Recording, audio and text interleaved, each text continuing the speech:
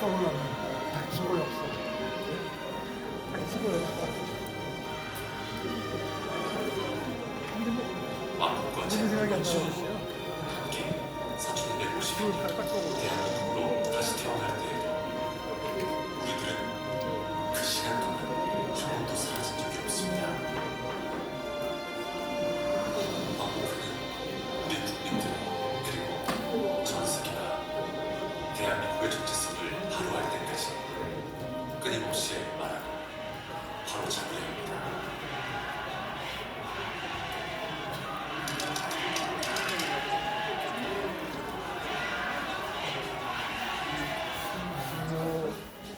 김명호께서 보면 3페이지에 굵은 걸요. 한강수를 읽다가 덮고, 읽다가 덮고.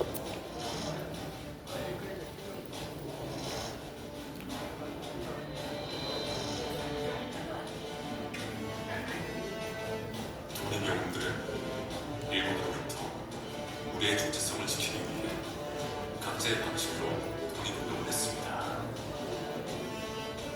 누군가는 글로써 독립을 명언했고, 누군가는 자신의 시간을 내어주고, 운동을 공부하는데 앞으로 누군가는 자신의 세상을 바꾸고 떳떳한 독립운동가로 영원히 남기로 했습니다. 3.1운동이 일어나던데 미안해 보냈어요. 다른 곳에서는 33대 독립운동가가 대한민국이 대한민국으로 계승이 되었음을 알리는 기미 독립선언을 발표했고, 새 여자. 그다음에 임시정부가 수립된 단기 4,250년 서기 1910년은 우리가 기억해야 할 대한민국의 원년이 되었습니다. 잃어버린 주권을 되찾기 위해 대한민국 임시정부를 통한 행정수단 8회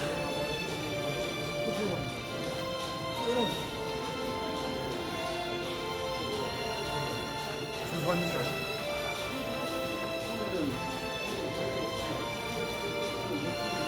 충분해 보이더구나.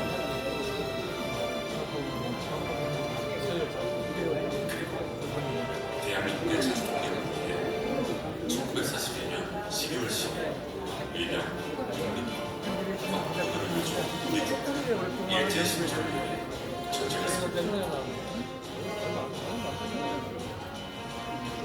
이는 서울들의 피나는 독립투쟁으로 인해 1940년 1월 15일의 해방이 도처럼 오지 않음을 알려준 여자가 광복이 걸어오는 아닙니다. 사찰을 가져. 박수.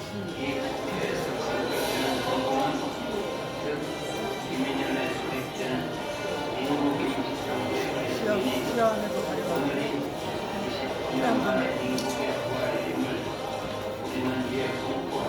무슨 말이야?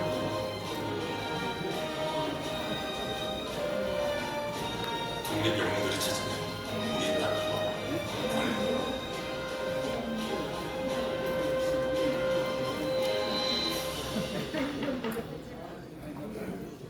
독립 영웅들의 핏값으로 대한민국은 농업, 수산업, 광공업, 과학기술개발, 서해 간접자본 건설 분야에서 세상에 없던 속도의 경제 성장을 세계에 보여주었습니다. 광복해방과 같이 대한민국의 정체성과 헌법 정신을 훼손하는 세력에는 공동대응을 했습니다. 잘못된 역사 인식에 대해서 진실을 말하는 성명문을 발표하였고, 광복회장은 이종섭 국방부 장관에게 민족적 양심을 저버린 귀하는 어느 나라 국방 장관에게는 이 장관의 퇴진을 촉구했습니다. 30여 독립운동 단체와 연합하여 우리의 역사와 영토를 지키기 위한 마음을 모았습니다. 구성세대가 우리나라에 대해 발언하고 더 깊이 이해할 수 있도록 더 많은 기록과 협력하고 독립운동가를 기억하도록 하기 위해 강연을 주최하였습니다. 독립운동가의 후손이 더 나은 삶을 살도록 지원해주고 광복의 목표를 이어갈 차세대 인재를 양성하고 교육하고 있습니다. 대한민국의 정체성을 지키기 어떤 어려움이 있어도 나아가겠습니다.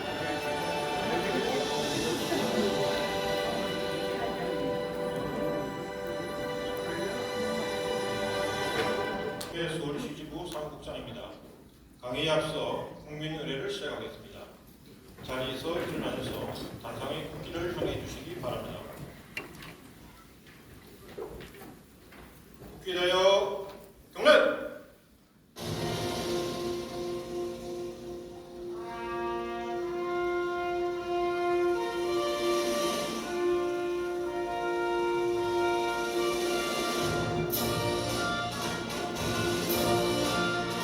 나는 자랑스러운 태극기 앞에 자유롭고 정의로운 대한민국의 무궁한 영광을 위하여 충성을 다할 것을 굳게 다짐합니다.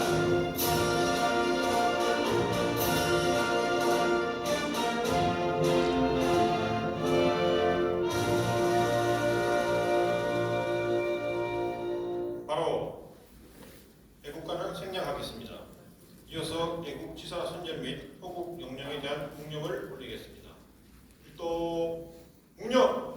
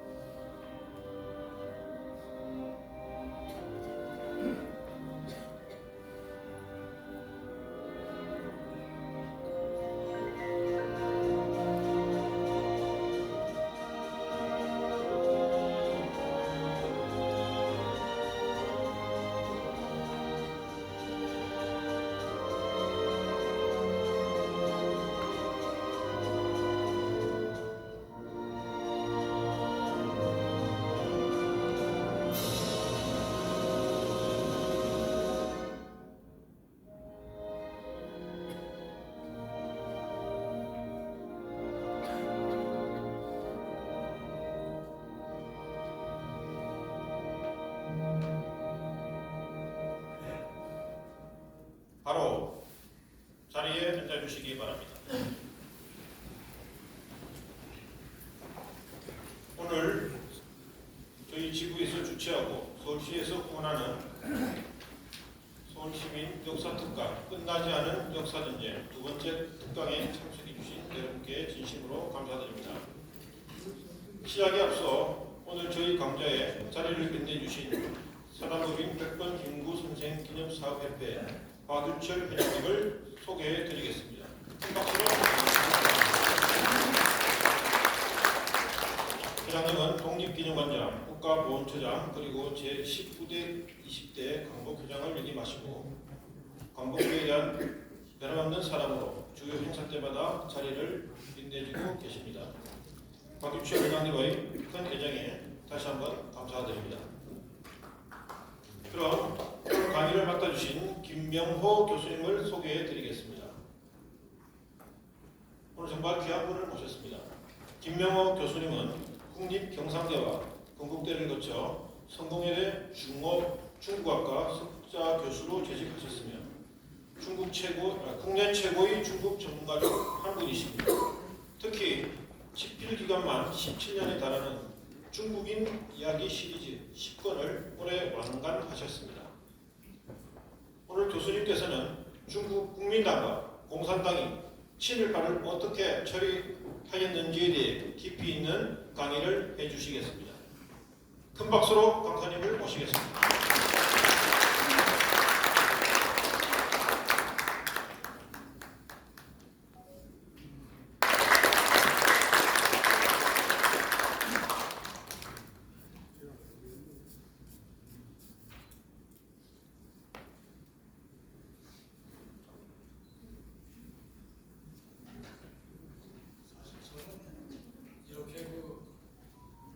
많이들 모이신 자리에 나와서 무슨 얘기를 해본 적이 한 번도 없었습니다. 그런데 그냥 이렇게 나오다 보니까 별로 준비도 충분히 못한 것 같은 생각이 듭니다.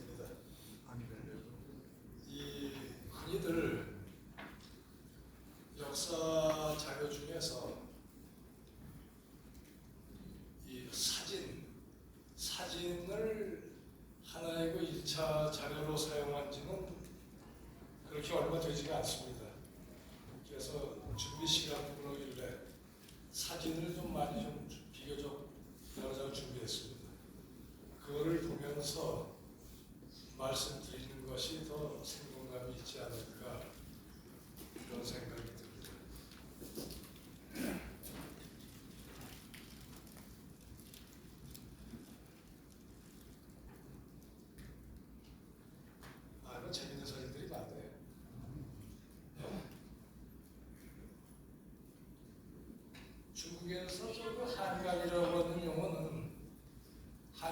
하는 용어는 쓰여진 지가 오래입니다. 왜냐하면 이민족 정권이 여러 번 역사적으로 들어서다가 보니까 그 정통 왕조를 갖다가 침입한 그 이민족들 거기에서 그 협조한 사람들을 갖다가 중국인들은 옛날부터들 그 한간이라고들 불렀습니다. 일본이 만주를 침략하고 그 다음에 다시 또 1937년부터 본격적인 그 중국과 일본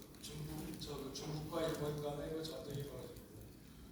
이때 중국도 그 전에 한 예로 임진왜란 7년 전쟁 때도 일본인들이 그 한성, 그 당시에 수도 한성을 갖다가 점령하고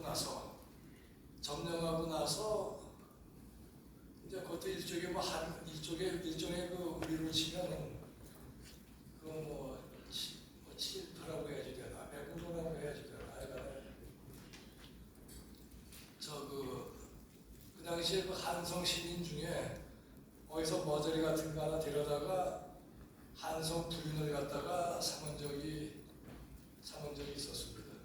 나중에 그 사람을 갖다가 어떻게 처형했는지는 제가 기억이 잘 안 납니다. 이 중국은 1930년대 초에 만주에서 사병을 일으킨 후에 거기에다가 만주국을 세웠습니다. 그러고서 거기에 실질적으로 반도국이 지배했었던 그 지금 현재 중국의 그 동삼성인데 이 나중에 1937년 그때부터 중국인들이 중국 그저 내지에서도 일본과 전쟁이 벌어지고 그러다가 보니까는 그 8년 사이에 동북까지 치면 시간이 더 길죠. 그 기간 사이에 일본에 부역했었던 사람들이 나중에 중국 정부의 그 통계 자료에 의하면 그 얘기가 참 애매합니다. 300만 명은 넘고 200만 명은 넘고 300만 명은 넘고 400만 명은 채 안 된다. 그렇게 이제 그 집계들을 갖다가 내렸습니다. 그러면 아무리 큰 나라라고 해도 굉장히 우리가 얘기하는 그 친일파 거기에 분류된 숫자들이 그 정도는 됐었던 것 같습니다. 그런데 나중에 중국 공산당 지역과 국민당 지역 또 나중에 이 국민당이 대륙으로 나온 후에 그 후에 또 그 중국의 대륙의 공산당 정권이 들어서고 나서 거기에 산 것과 대만으로 나온 중화민국 거기에서들의 또 그 일본에 붙어 먹었던 이 한간 그 사람들의 그 처리 방식은 좀 달랐습니다. 다음에 우리가 또 한 가지 짚고 넘어가야 될 문제는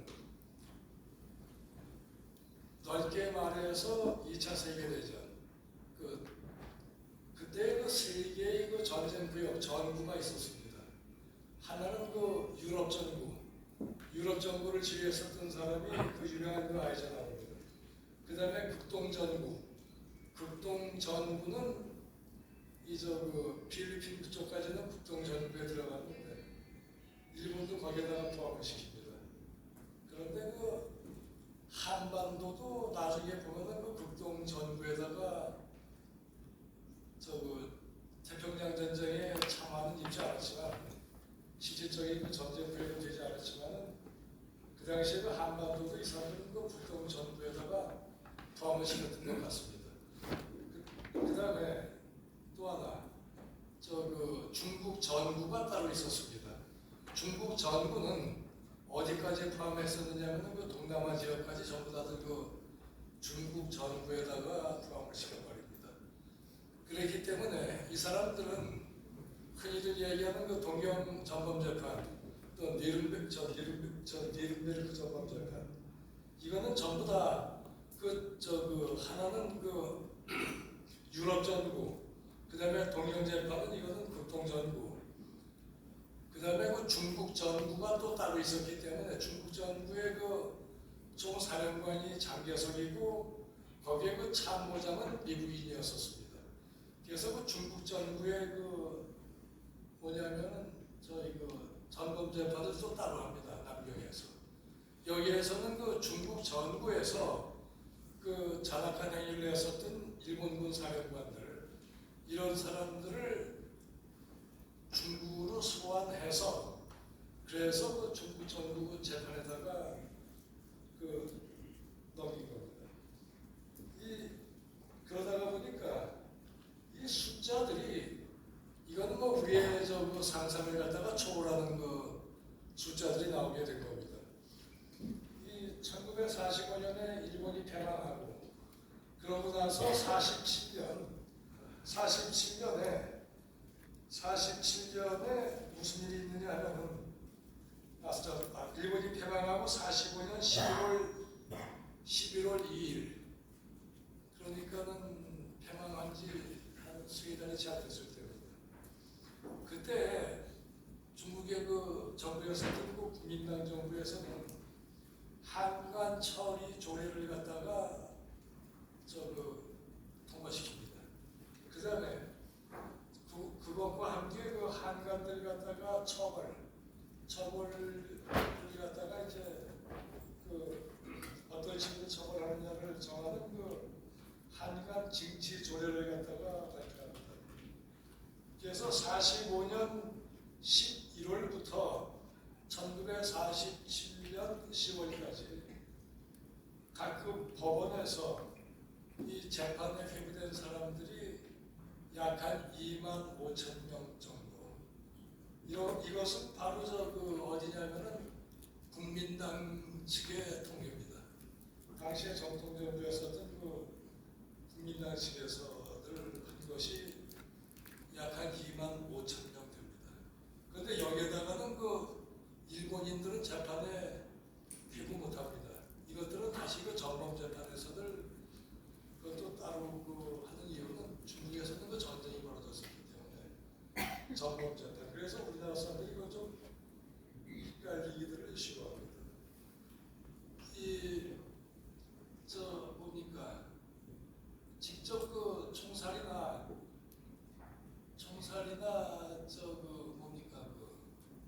그야말로 처형, 그냥 죽여버린 사람들의 그 숫자도 별로 정확하게 나오지는 않는데 나중에 중국 공산당 측에서 또 따로 각 지역에서들 처형한 사람들 숫자는 약 한 64만 명. 그야말로 어마어마한 숫자입니다.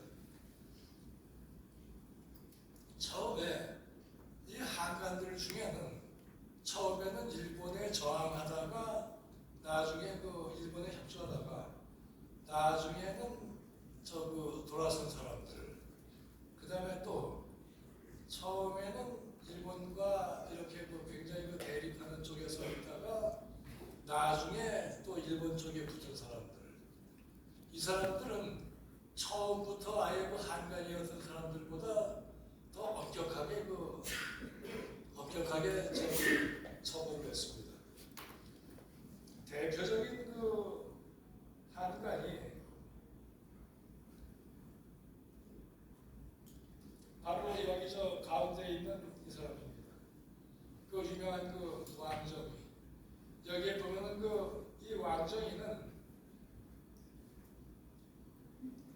한마디로 말하면은 중국인들이 국부로 추앙하는 성문의 후계자나 마찬가지였었던 인물입니다. 중화민국의 국가를 갖다가 만든 사람도 바로 이 사람입니다. 그 옆에 서 있는 사람이 바로 누구냐면은 유명한 그 손문의 아들 손과라고 하는 인물입니다. 뒤에 또 많이 나오네. 이 왼쪽에 바로 이 사람이 그 군복 입고 있는 이 인물이 바로 그 장개석입니다. 이 왕정이는 흔히들 말하는 그 실질적인 국민당 정부의 그 2인자였었습니다. 장개석과 함께 공산당 그 1차 수청을 갖다가 단행한 사람도 이 왕정입니다.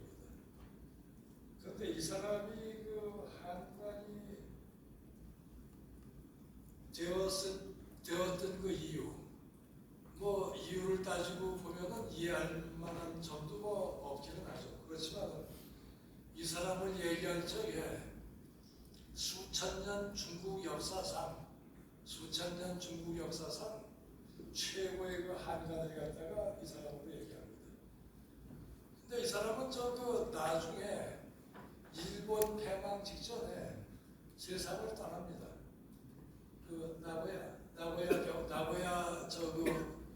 나고야에 있는 일본의 그 나고야에 있는 병원에서 병으로 세상을 떠납니다. 여기에 오른쪽에 사람들 많이 몰려있는 사진을 보면 여기에 중국의 대표적인 한관들이 왼쪽에 많이 몰려있습니다. 오른쪽은 주로 일본인들입니다. 이거는 가운데가 바로 이게 왕정이와 도초시대지. 바로 오른쪽에 있는 인물이 아마 한때 조선 총독이었던 아베 노부유키가 아닌가 그런 생각이 듭니다. 그리고 여기에 보면은 무슨 이런저런 사람들이 많이 있는데 앞으로도 또 나올 겁니다. 바로 도초와 왕정위의 사진은 그리고 여기에 보면 왼쪽에도 이 황병들이 쭉 늘어서 있고 여기에 한 사람이 부임을 합니다. 이게 뭐냐면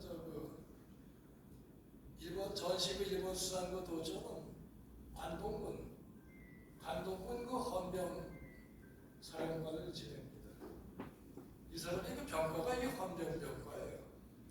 그래서 그때 장춘에 그 당시 신경이죠. 장춘에 도착했을 적에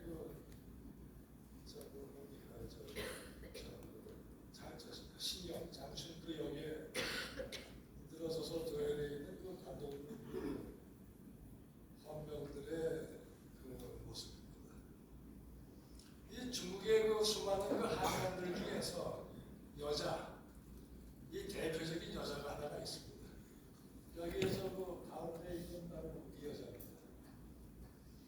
이 여자는 청나라 황실의 후예입니다. 이 청나라는 황제가 있으면은 그 밑에 흔히들 철모자라고 하는 8명의 왕들이 있습니다. 그 왕 중에 하나인 수친왕의 딸입니다. 수친왕의 딸인데 이 수친왕이라고 하는 사람은 이 왕정이가 젊었을 적에 수친왕을 한번 암살을 갖다가 시도한 적이 있었습니다. 그랬는데 이 수친왕은 나중에 청나라 황실이 망한 후에 뭘 하느냐 하면은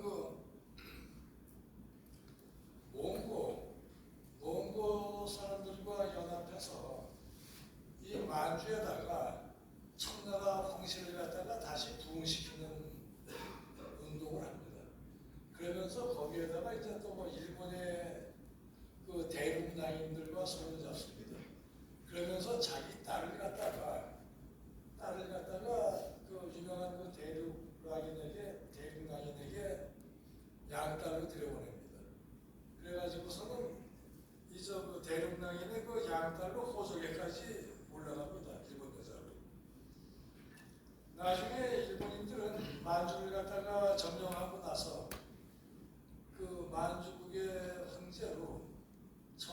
그 부위를 세울 생각을 안 합니다. 부위를 생각을 안 하고 누구를 세울 생각을 했느냐면 그 수친왕의 큰아들, 아까 얘기한 그이 가와시마 요시코 이름은 금벽희입니다. 청나라 그 황실의 성인 그 애신강가가 원래는 우리나라의 그 김씨라고도 그럽니다. 그래서 이 성이 저 일본 성은 다 중국 성은 원래 김씨들인데 여기에 저그 산이 보면 왼쪽에서 두 번째로 키큰 놈이 있어요. 저 친구가 그 김병동이라고 금병동이라고 하는 사람인데 처음에 일본인들은 이 사람을 갖다가 그 만주국의 그 괴뢰 정수관으로 상을 생각을 했습니다. 저 부위를 갖다가 세우기 전에 일입니다.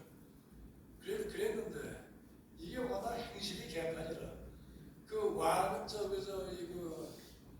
당시 그 만주의 그 일본인들이 먼저 세웠던 그 만주 영화공사 그 만영이라고 하는 그 만철과 함께 남만주 철도와 함께 그 만주를 갖다가 지배했었던 그 두 개의 그 권력기구라고 하던 그 만주 영화공사와 만철 그 만철의 이 친구가 뭡니까?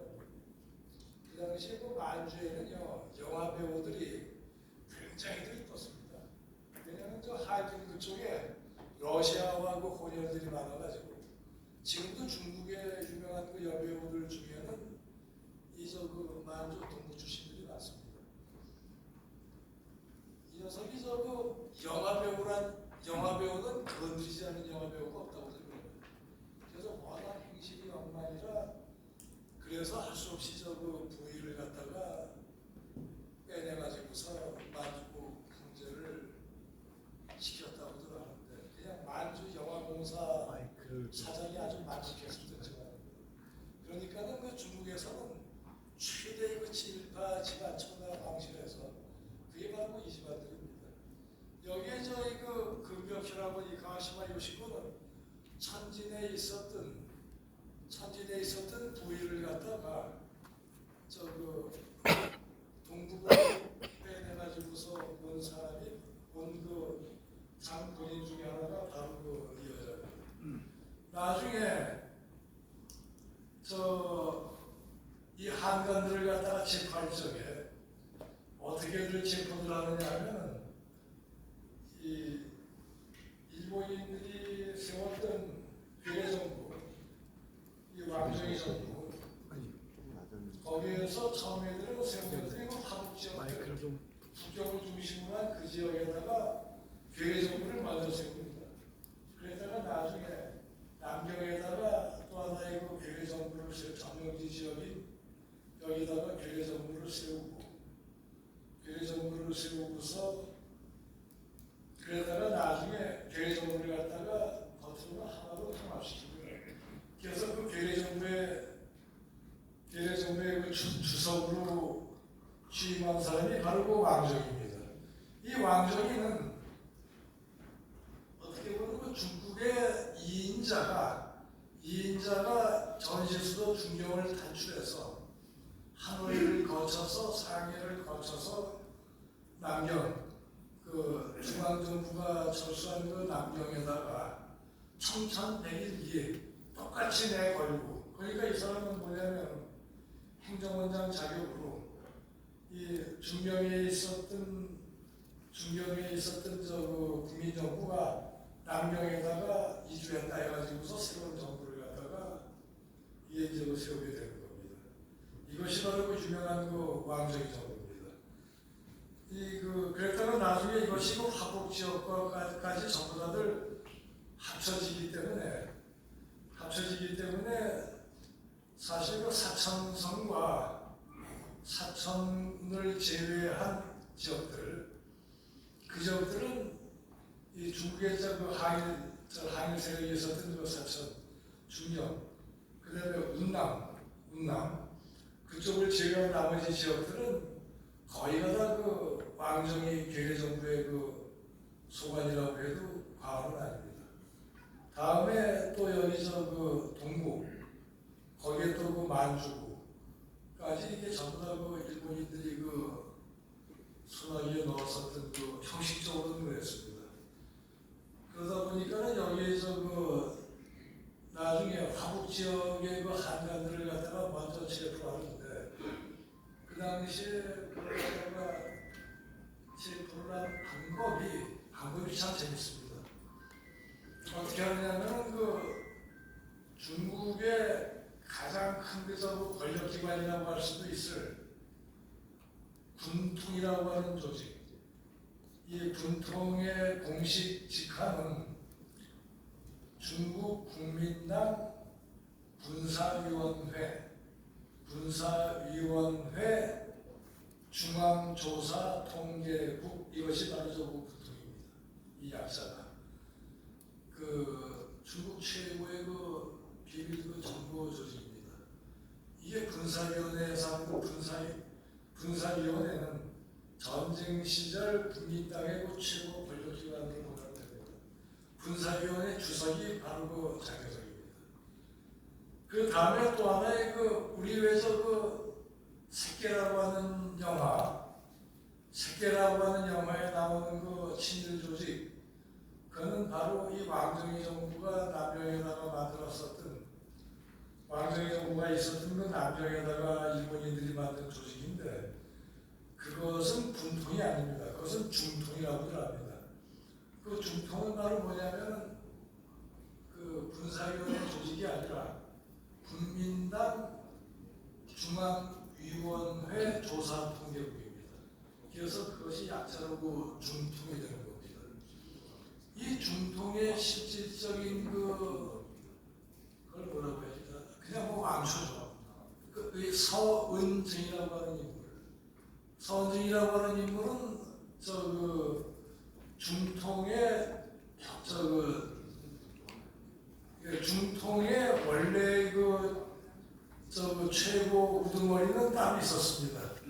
그 유명한 아마 우리나라에서도 아마 독립유공자 그런 걸 받았을 겁니다.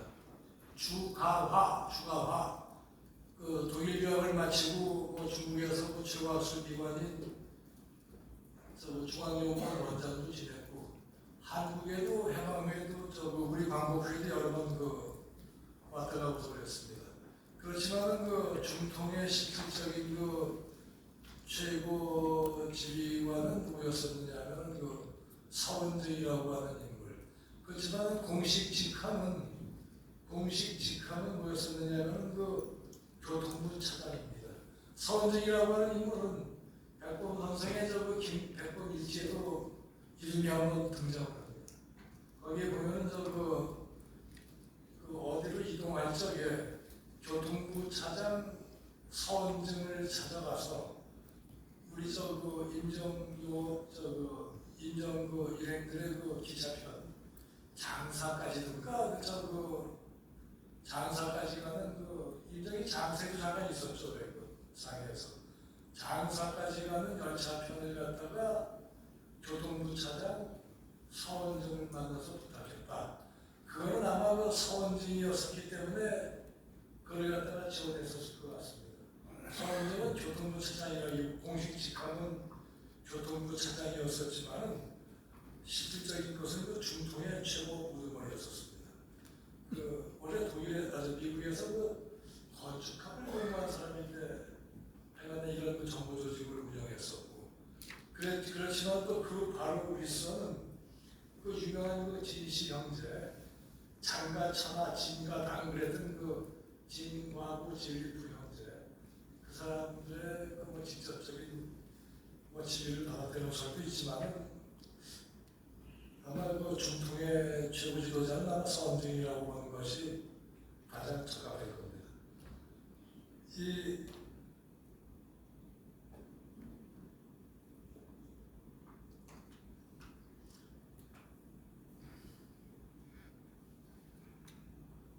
이 사진은 1921년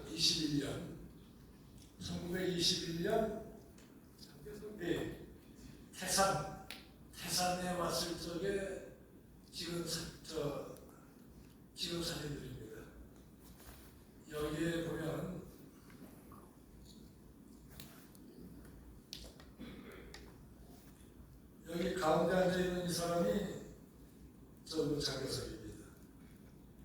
여기 왼쪽 제일 끝에, 저기 저 왼쪽 제일 끝에 고개 약간 갸우뚱하고 있는 인물이 바로 그 대립이라고 하는 인물입니다. 그 미국인들이 스파이 마스터라고 부르는 그 아까 얘기한 그 군사위원회 중앙통계국의 그 흔히들 국장이라고 하지만은 이 사람은 부국장입니다. 그런데 국장은 그냥 뭐 헛개비였었고 바로 이 사람입니다. 이 사람이 저희 그 한때는 국공합작 전에는 공산당 소탕에 앞장서다가 이 사람 황포 군관학교 사기입니다. 황포 사기. 그랬다가 나중에는 이제 또 이제 그 일본 중일전쟁 때는 또 그 일본군 친일파들 소탕. 또 그 다음에는 또 이제 그 국공전쟁 때는 이제 또 그 공산 중공과의 그 정보전. 그랬다가 비행기 추락사고로 세상을 떠납니다. 흔히들 국민당 속에서도 이런 얘기 많이 합니다. 이 대립이 죽었기 때문에 일찍 죽었기 때문에 그 국민당은 패했다는 얘기를 많이 합니다. 이 일본 연합함대가 진주만을 공격할 적에 그 당시에 그 일본의 그 암호를 갖다가 해독한 데가 바로 그 분통 조직이었다고 그러니까 돌아 그 암호를 갖다가 이 전 중국의 그 정보 이거 통신망을 갖다가 전부 다 장악하고 있었고 이 분통의 그 조직원들이 몇 명인지는 그건 뭐 알 수가 없었다고들 그러죠. 그런데 이 중에 보면은 그 대립의 바로 밑에 안경 쓴 사람이 하나가 보입니다. 이 사람이 그 나중에 한강으로 이런 처형당하기 직전에 어떻게 병원에 입원했다가 죽어버립니다. 주불해라고 하는 사람입니다. 주불해. 아마 뭐 우리나라에서도 또 연세 드신 어르신들께서들은 많이 아마 접하셨을 이름이라고 생각이 듭니다. 주불해. 이 사람은 중국 공산당 창당대회 13명의 그 창당 요원 중에 한 사람이었는데 나중에 그 일본에게 투항해서 그 왕전이 정부에서 요직을 지냈고 그랬다가 또 제일 막판에 일본이 패망이 앞섰을 적에는 다시 또 중공과 공산당 양쪽에 다 손을 대고 그랬지만 결국은 한강으로 체포가 됩니다. 그런데 이 처형을 못하고 이 사진이 아주 재미있는 사진들입니다. 여기에 여자가 한 명 있고 그 왼쪽에 군복 입은 사람 이 사람이 바로 우리나라에도 많이 알려져 있는 그 진리프라고 하는 인물입니다. 진리프의 그 청년 시절의 모습입니다. 야, 여기 보면 뭐 이제 설명이 시작하면 끝이 없는. 여기 그 가운데 있는 그 여자 하나 있죠. 이 여자는 그 유명한 그 대립의 정부입니다. 이 대립이라고 하는 사람은 재밌는 사람이에요. 자기의 그 정부들을 갖다가 꼭 군 요직에 있는 사람들과 결혼시킵니다. 우리나라에서도 많이 알려져 있는 호종남 그 호종남의 그 부인도 그 대립의 그 비서 출신이야. 예리화라고 하는 여자인데 그 사람도 그 대립에서 그 비서 출신이었고 나중에 대립이 죽는 바람에 대립은 적진에다가 일본이나 그 공산당 쪽에다가 그 첩자들을 집어넣은 게 거의 그 단선 연락이었다고 합니다. 그러다가 보니까 이게 대립이 비행기 사고로 죽다가 보니까 연합이나 공산당 쪽에 침투했었던 그 사람들이 자기를 갖다가 저쪽에서 증명해줄 방법이 없으니까 전부 다 공산당 쪽에 투하겠다 이제 그러다 보니까는 중공의 정보를 갖다가 깡그리 쥐고 있었다 그러죠. 여기에 나오는 이 사람은 한강으로 총살 거의 1호 총살을 당했던 사람입니다. 저민이라고 하는 인물입니다. 이 사람 굉장히 코믹한 데가 많은 사람입니다. 프랑스에서 의학 박사 일을 맡습니다. 그런데 이 사람이 의료 활동하는 것은 한 번도 보지를 못했다고 그럽니다. 나중에 중국에 돌아와서 국민당에서도 이것저것 교육부장도 지내면서 그럽니다. 근데 이 사람은 여자를 무지하게 하여간 밝혔던 사람인 것 같아요. 이 사람의 학위 논문도요. 학위 논문을 누가 한 10여 년 전에 찾아냈습니다.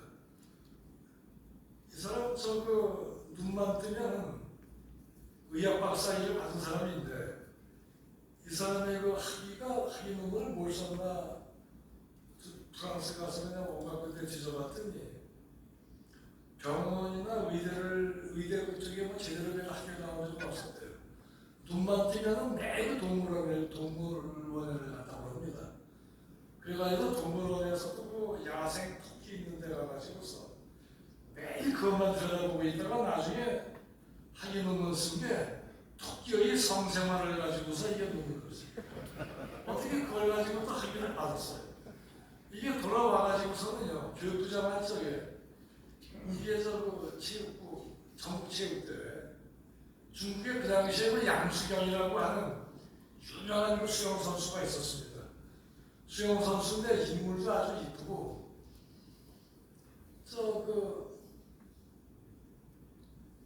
교육부 장관이라고 하는 놈이 전국 체육대회 하게 되면 뭘 하느냐면 여자 선수들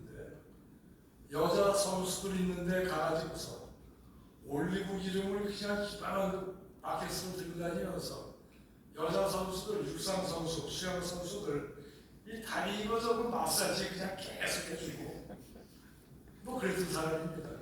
그 다음에 또 연날리는 제주도 뛰어나고 또 이거 격투기 그거 시범도 보이고 그러다가 학교 교장을 할 적에는 이 북글씨는 또 천하의 또 명필입니다. 우리나라 이완용이고 다들 그런 재주들이 있어서 그렇습니다. 하여간 북글씨는 아주 천하의 명필이에요. 교육부장 할 적에 교육부장 때입니다.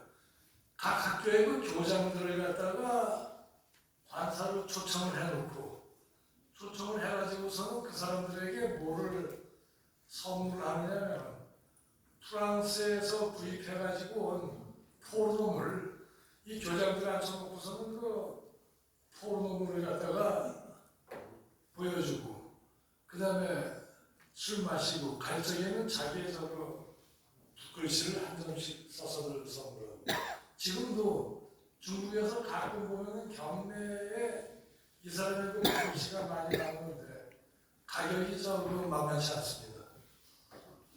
이 저민이는 한간 재판에서 재판을 그렇게 오래 끌지도 않습니다. 오래 끌지도 않고 그냥 총살시켜버립니다. 그 다음에 이 사람 얘기는 너무 잔인해서 넘어가겠습니다. 이거 사진 가지고 좀 설명하겠습니다. 이거는 이 다나카 이 계급이 육군 중장인데 일본의 화남지구 최고 사령관이었었습니다. 이 사람은 홍콩 총독도 한동안 지냈습니다. 홍콩 총독도 한동안 지냈고, 그 다음에 위진남북 쪽, 중국의 위진남북 쪽 불상연구에 아주 일갈견이 있었다고 생각합니다. 그런데 굉장히 무자비했다고 생각합니다.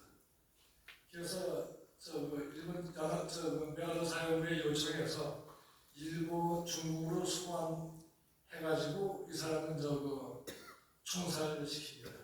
이거 총살장으로 끌려가는 장면입니다. 그런데 이 사진을 보고서 사람들이 다들 하나이고 수도승가다 이렇게 들고 얘기를 했는데 이 화면으로는 그렇게 잡았겠다고 그럽니다. 여기에 가운데 있는 거 이거는 단위 이사오 남경에서 남경 학살 때 제일 많이 사람이 죽은 데가 중화문입니다. 중화문인데 거기에 있는 한 개의 연대가 사람들을 학살들을 많이 했다고 해서 그러죠.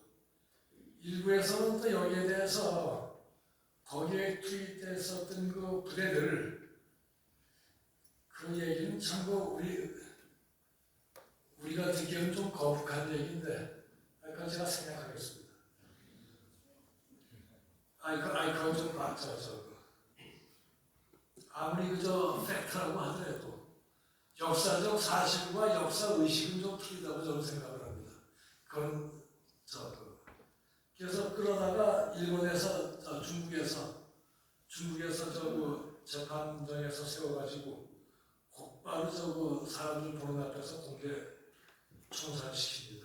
그 다음에 이 자질구레한 전범들 그냥 웬만하면은 그냥 전부 다 총살형에 처해버립니다. 여기에 이 여자 가운데 있는 이 여자 왕정의 부인입니다. 진벽군이라고 하는 여자. 이 사람은 말레이시아 원래 화교입니다. 말레이시아 화교인데 왕징웨이가 순문의 2인자였었던 시절 말레이시아 화교 신문에 실린 왕정위의 글을 보고서 왕정위에게 아주 그냥 반해버립니다. 화교 아주 부산의 아주 거상의 딸입니다.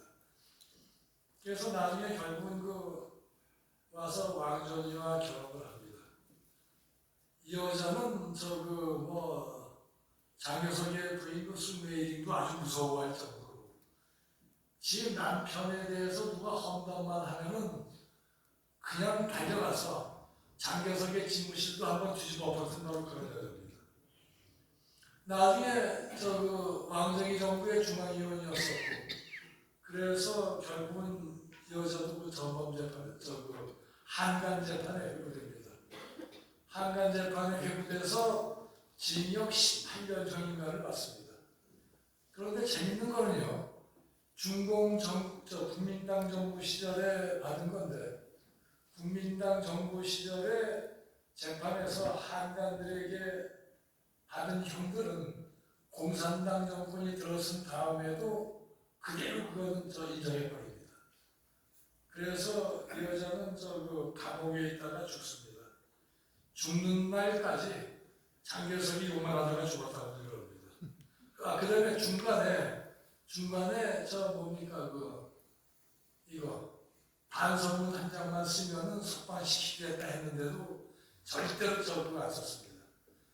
그래가지고선 왜냐하면 일본이 패망하고 중경에 있었던 국민당 정부가 다시 남경으로 온 후에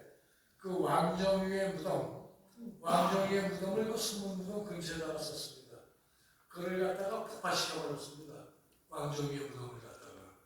그걸 갖다가 알고 나서 이 여자가 절대로 반성문 안 써내고 감옥에서 그냥 죽었습니다.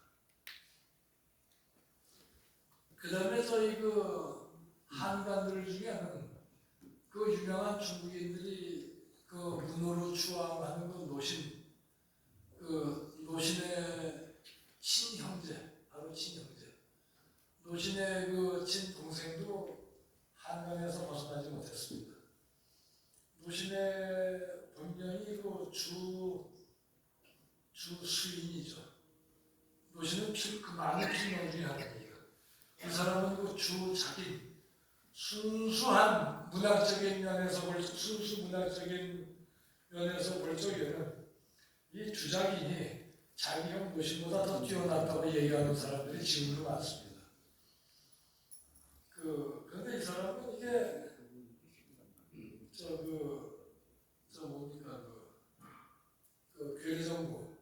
괴뢰정부에서 교육문화상을 지냅니다. 한국 지역에. 그런데 적극적으로 일본에게 침입은 안 했고, 그다음에 또 하나 이 여자는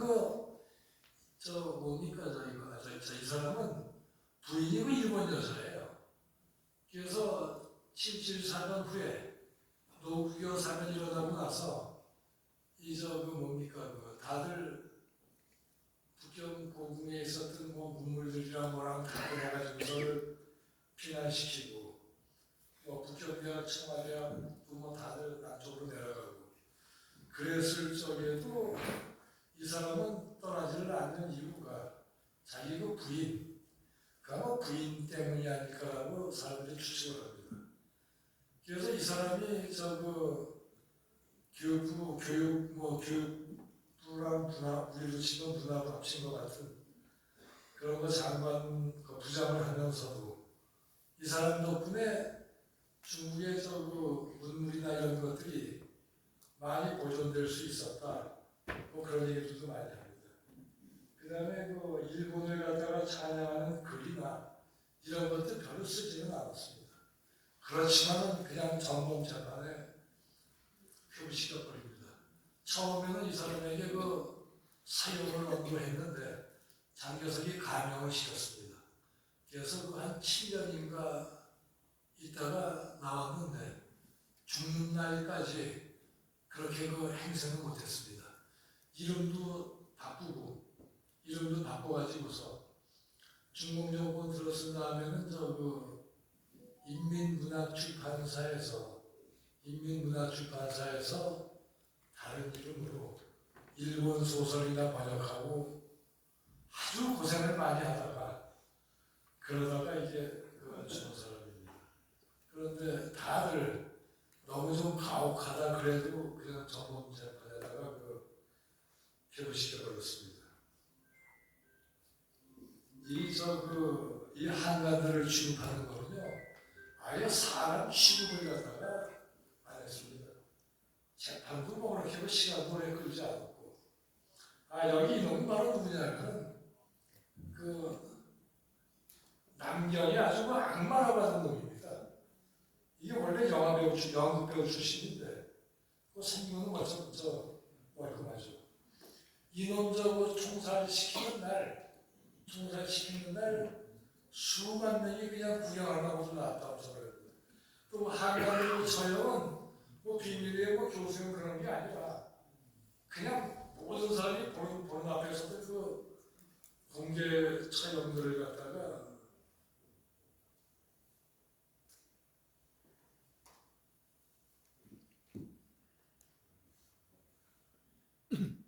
우리나라에도 많이 알려진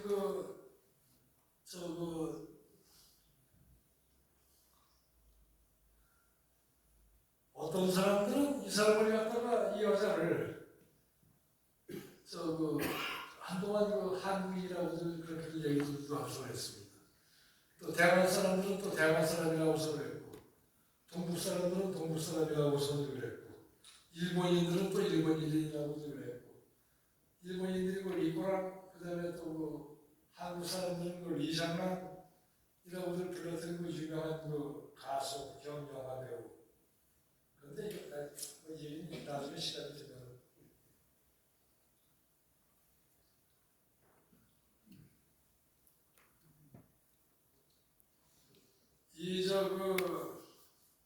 한간 일본과 전쟁 시절에도 각 지역마다 이런 벽에다가 써붙인 글들이 많았습니다.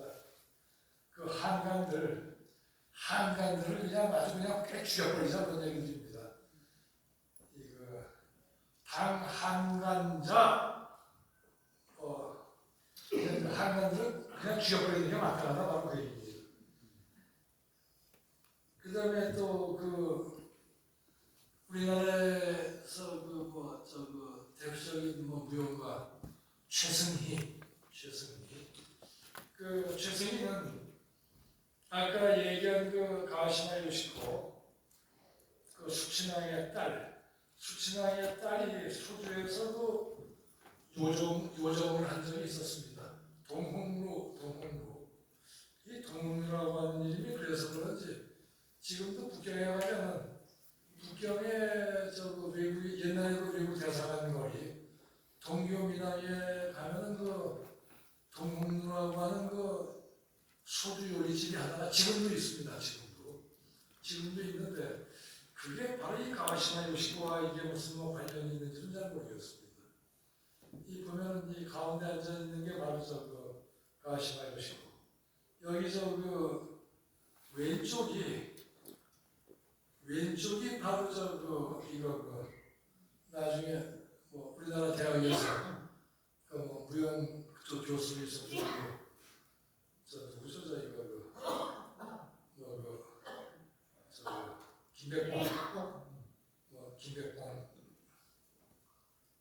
김백봉 이게 그 최승희 무용단 최승희 무용단 관람을 마치고서 그때 마친 거라고 나중에 최승희가 북한에서 온전치 못했던 거는 아마 우리 일제 강점기 때 그 행동들 그게 아마 좀 영향이 좀 있지 않았을까 하는 그런 그 추측이 가능할 것 같습니다.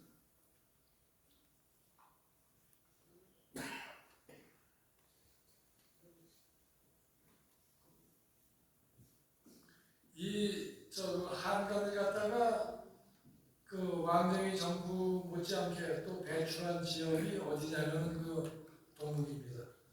동북은 일본이 1932년부터 45년까지 완전히 괴뢰정부 만주국을 세웠던 나라입니다. 여기 만주국에 참여한 사람들 실권은 없었지만 만주국에 참여한 사람들 중에서들은 도저히 왜 저 사람이 거기에 참여했는지 이해를 갖다가 할 수 없는 인물들이 가끔 있습니다. 여기 열차에 보면 제일 오른쪽에 있는 사람, 이 코트 걸치고 있는 사람, 이 사람은 중국의 천대의 과거에서도 장원을 했었던 그 진사 출신입니다. 정효소라고 하는 정효소. 아주 글씨도 명필이고 대문장가였었는데 이 사람이 어떻게 만주국 처음에들 거기에 적극적으로 참여해서 초대 만주국 총리를 갖다가 지냅니다. 여기에 또 왼쪽에 하얀 머플러들은 이것도 희극 시차라고 하는 인물입니다. 이 사람도 보면 정도 이해를 못하는 사람들이 많은데 정효소는 일본 개망하기 전에 죽었습니다. 일본인들이 독살했다는 얘기도 있지만 이거 시차라고 하는 사람은 동북의 대표적인 친일세력인데 여기 지금 여기 잡혀온 사람 등철매라고 동북인들이 가장 추앙하는 항일 열사 중에 한 사람입니다. 이 등철매를 갖다가 제포되고 등철매를 빨리 처형하라고 한 사람이 바로 여기서 이 시차라고 하는 인물입니다. 그런데 시차는 이게 일본 또 이런 것들이 일본 개방하기 전에 죽은 사람들이 꽤 있어요.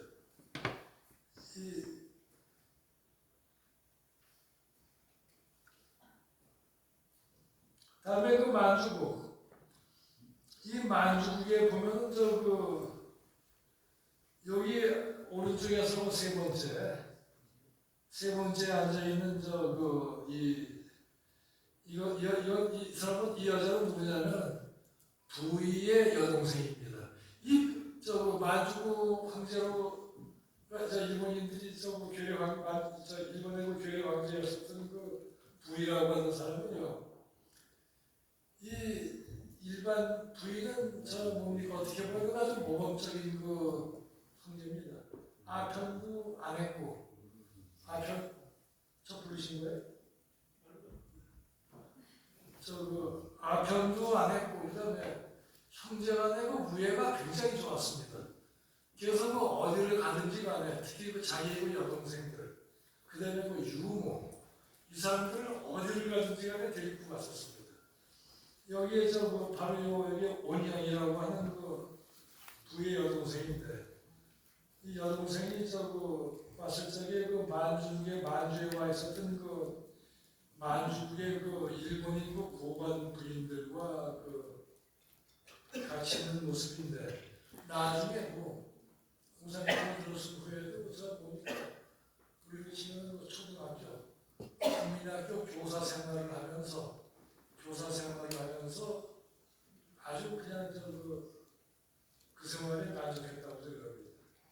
여기에 이게 바로 왕정이가 남정정부 그 수반 시절 요게 왼쪽에 여기 머리 벗겨진 이놈이 바로 아까 얘기한 그 저민입니다. 여기에서 이 보고 앞에 있는 이 사람이 바로 누구냐면 이사분이라고 아까 얘기한 그 군통의 조직원이었다가 나중에 일본에게 붙어서 여기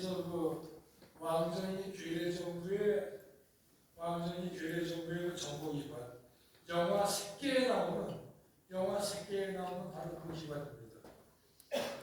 그 기관에 2인자지만 실질적인 이놈이 1인자로 봐도 됩니다. 이사군 원래는 화가입니다. 프랑스에서 그림 공부하고 온 그 화가인데 거기에 새끼 영화에도 이사군의 저게 바로 이사군이구나 그런 인물이 나오는데 나중에는 일본 분들하고서 뭐가 좀 충돌이 있습니다. 그래서 일본 분들에게 독살당하는데 아마 살아있었더라면 이것도 아마 1호 총살감이었을 거예요. 이 왕정이는 참 이해가 안 가는 거. 이거는 왕정이가 뭐 하노이에서 찍은 사진입니다. 왕정이가 중령을 탈출해가지고 문남성에 잠깐 들렸다가 하노이로 갑니다. 그 당시에는 하노이에는 한강 후보생들이 많이 모여 있었습니다. 이거 아까 얘기한 그 분통의 대립이 암살대들을 보냅니다. 그 진공주하고 아주 두툼하고 회고록을 남긴 사람인데 하노이에서 왕정이 암살에 실패하는데 왜 실패하느냐면 왕정이의 그 비서 하나가 자기를 바꾸자고 그럽니다. 위험하니까 방을 바꿔서 가자고 그랬는데 습격해가지고서는 이 사람이 대신 죽습니다. 그래서 나중에 이 사람에 대해서 그렇게 뭐라고 비난하는 사람들이 별로 없습니다. 왜냐하면 왕정이 정부가 설립되기 전에 그냥 죽어버렸으니까 이게 바로 이제 만주국입니다. 이게 바로 만주국 황제가 되기 전에 집정에 취임한 바로 부위의 모습입니다. 여기에 바로 이 사람 제 앞에 서 있는 사람이 중국에 있는 사람이 저게 바로 아까 얘기한 정여섭입니다. 그 옆에 군복 입고 서 있는 이 사람은 바로 만주 지역에서는 한간 1호로 지목받던 장경회라고 하는 인물입니다.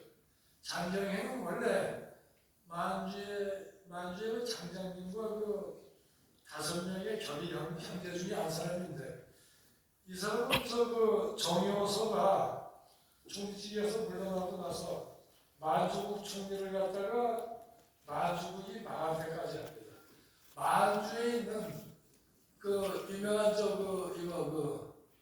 압록강에서부터 그냥 뗏목에서 떼어내려오던 만주 쪽과 그다음에 중비들이 얘기하는 장백산 그쪽에서 그런 것들 그래도 만주의 자원들 이 사람은 말입니다. 그 당시에 만주에서는 중국인들은 쌀을 못 먹겠습니다. 중국인들은 쌀을 먹었으면 처벌을 받았고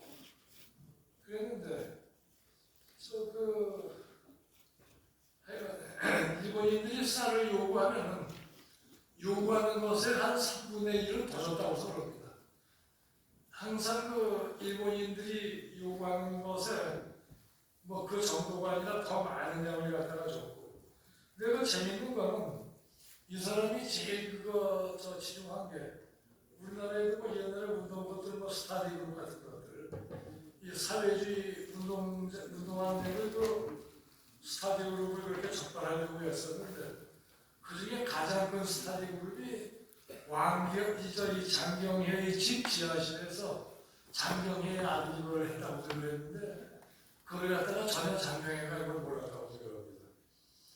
이 장경회는 전범재판에 회부됐는데 이 사람을 갖다가 사형은 안 받았습니다.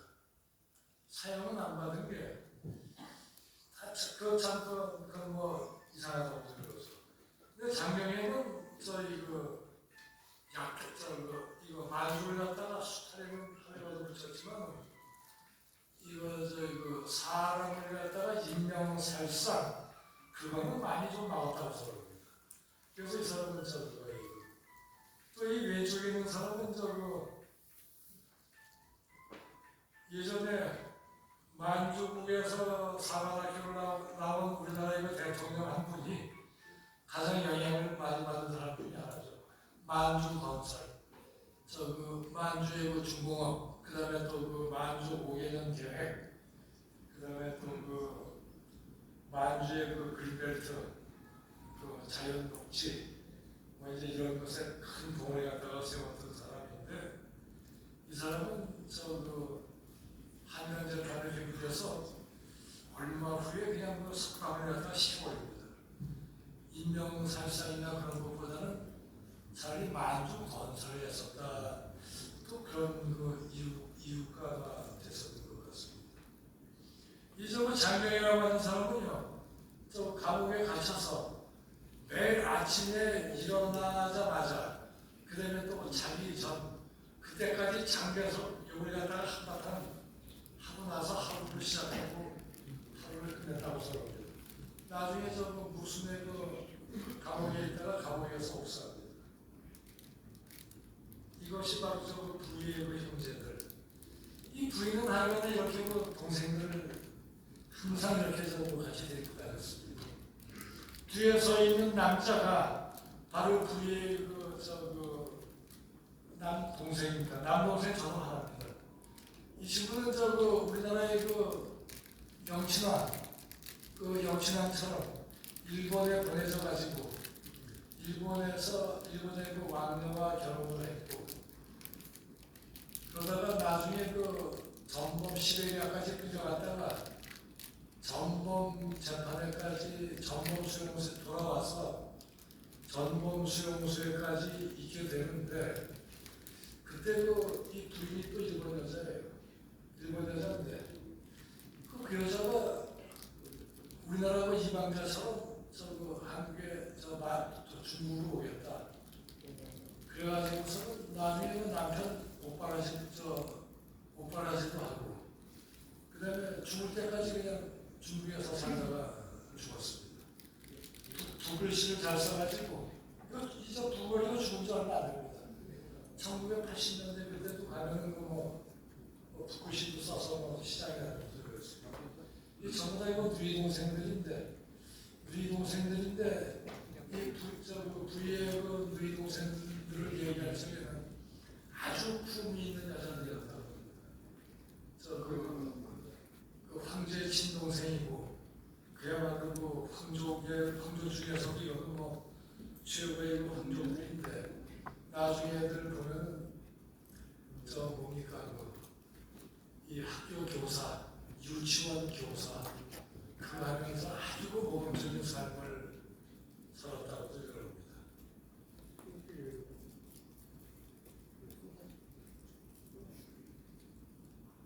이거는 아마 전쟁 시절에 약간의 홍보성 사진인 것 같습니다. 전쟁터에 보낼 군인들에게 보내고 위문을 모집하는 광경인데 인력거분들이 이렇게 되고 어떤 분은 또 거리들이 또 내고 그런데 한번 무슨 모습 생긴 거. 여기에 보면은 여기에 그 구수염 난 사람, 이 사람 말고 이 사람도 이말고 그 바로 옆에가 바로 주가화. 그다음에 여기 저 오른쪽에서 두 번째가 이게 바로 그 젤리프, 중국의 저그 실질적인이 아니라 형식적인 저 정부 조직의 두목들입니다. 이거는 여기 가운데 있는 사람은 바로 그 장가 전하 진가 당그랬던 그 진시 집안의 저 진리부의 형부 진과부. 아마 우리나라하고서도 인연이 많은 백범일체도 많이 등장하는 것. 설명이 다르다.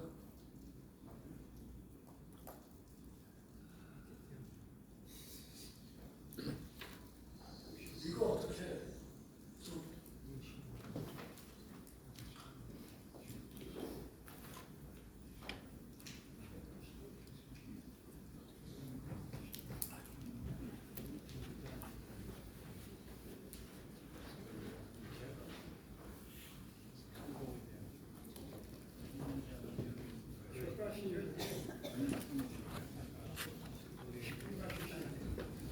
아니 죽다는 것보다 무슨 제가 좀 약간 좀 사망해가지고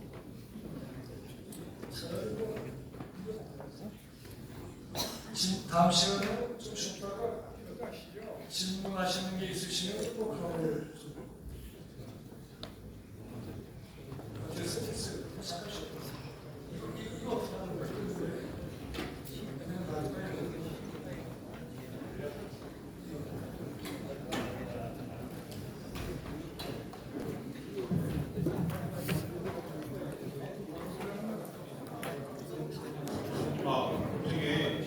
자리에 앉아주시기 바랍니다. 두 번째 강의를 시작하도록 하겠습니다. 잘 쉬었습니까? 자, 지금부터는 질의응답 시간을 갖도록 하겠습니다. 질의응답 시간 전에 그 전에 제가 잠깐 좀 이 중국의 한간들 처리한 걸 보다가 그 다음에 우리도 과연 어떻게 처리했는지 우리와 또 이제 그 북한 쪽 이렇게 한번 자료들을 찾아봤는데 그건 찾기가 되게 힘들더라고요. 봤더니 찾기가 힘든 게 아니라 우리는 아예 없어요. 보니까 아예 한간들이가 우리는 뭐라고 그러는지도 모르겠는데 거기에 대한 그 명칭, 역사적인 명칭조차도 우리는 그런 게 없거든요.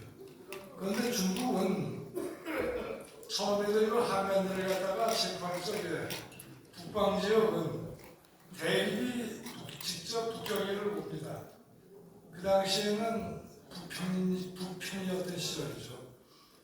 에이핑에 와서 북경 반점에다가 그 사람들에게 초청장을 보냅니다.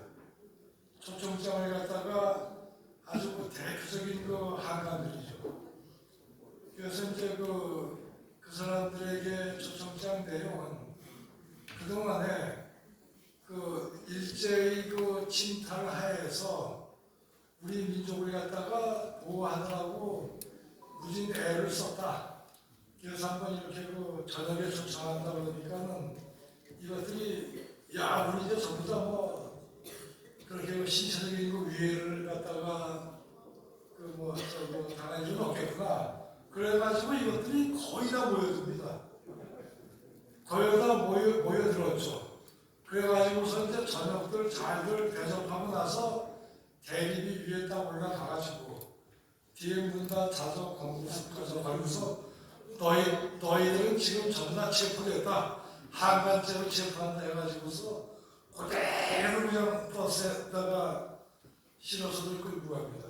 그런데 이 일이 알려지면서 다른 지역에 흩어져 있는 것들을 갖다가 잡기가 굉장히 힘들었다고 생각합니다.